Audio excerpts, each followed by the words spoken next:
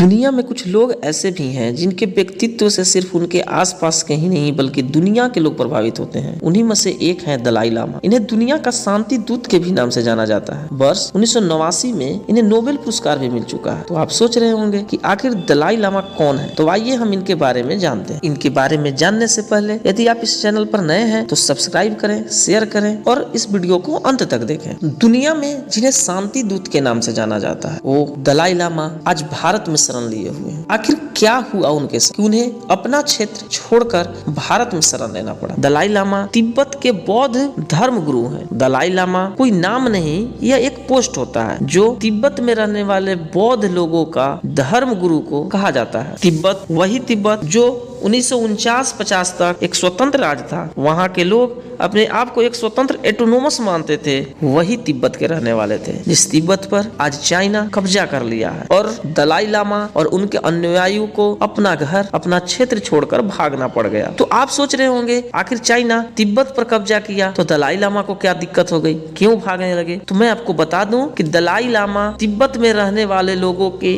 धर्म गुरु को कहा जाता है। तिब्बत के लोगों का ऐसा मानना है, ऐसा चला आ रहा उनकी प्रथा कि उनका जो शासक होगा वह उनका धर्म गुरु ही होगा। यानी कि तिब्बत के बौद्ध धर्म मानने वालों का शासक वहाँ के दलाई लामा ही होते हैं। वो दलाई लामा के अधीन ही रह करके अपने देश को आगे बढ़ाते हैं, जो चाइना को पसंद नहीं था। और चाइना यही कारण था कि दलाई लामा को मारने के लिए, पकड़ के अरेस्ट करने के लिए खोजते चल रहा है। और दलाई लामा और उनके अनुयायी अपने देश को छोड़ करके भारत के हिमाचल प्रदेश में शरण लिए हुए हैं। तो आइए हम बताते हैं कि दलाई लामा का चयन कैसे किया जाता है। तिब्बत के बौद्ध धर्म मानने वाले लोगों का ऐसा मान्यता है कि जो प्रेजेंट में दलाई लामा है, उनके मृत्यु होने के बाद उनके दाह संस्कार के समय धुआं जिस दिशा में जाता है, नेक्स्ट दलाई लामा का जन्म उसी दिशा में होगा। यही दलाई लामा पुनः एक बालक के रूप में जन्म लेंगे और वही बालक हमारा अगला दलाई लामा होगा। है ना रोचक तथ्य? आप सोच रहे होंगे कि उन्हें कैसे पता चलेगा कि हमारा बालक कहाँ जन्म लिया। इसके लिए एक उन लोगों ने प्रक्रिया अपना के रखा है जिस प्रक्रिया को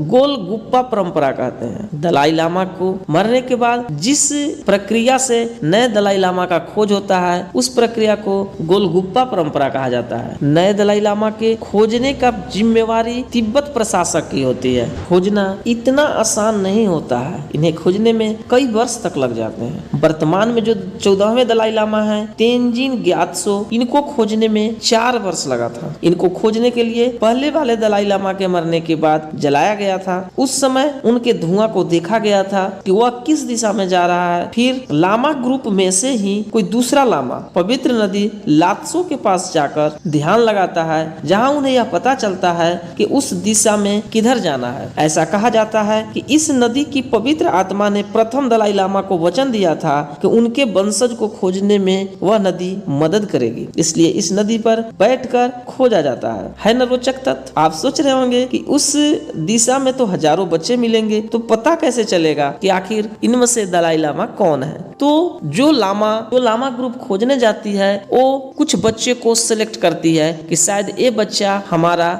धर्म गुरु है, दलाई लामा है। उस बच्चे की परीक्षा ली जाती है। परीक्षा में कुछ प्रश्न पूछे जाते हैं, जैसे कि पिछले दलाई लामा कैसे थे, पिछले दलाई लामा क्या खाने में पसंद करते थे, पिछले दलाई लामा का क्या पसंद था, पिछले दलाई लामा का सुबह से शाम तक क्या रूटीन थी, पिछले दलाई लामा कौन सी बातें कही। कुछ इस तरह के प्रश्न उस बच्चे से पूछे जाते हैं और पूछने के बाद कंफर्म किया जाता है कि इनमें से कौन सा बच्चा हमारा अगला दलाई लामा बनेगा। इसके बाद उस बच्चे को लेकर के आया जाता है और उस बच्चे को शिक्षा दीक्षा दी जाती है और वहां पर रहने वाले सारे लामा ग्रुप और उनके अनुयायी उस बच्चे को अपना धर्म गुरु मान लेते हैं, जिन्हें दलाई लामा कहा जाता है। लेकिन ये बात चाइना को पसंद नहीं आती है, क्योंकि जो वहाँ का दलाई लामा होगा वही तिब्बत का प्रशासक होगा। यही कारण है कि चाइना का सबसे बड़ा दुश्मन कोई और नहीं दलाई लामा होते हैं, जो आज भी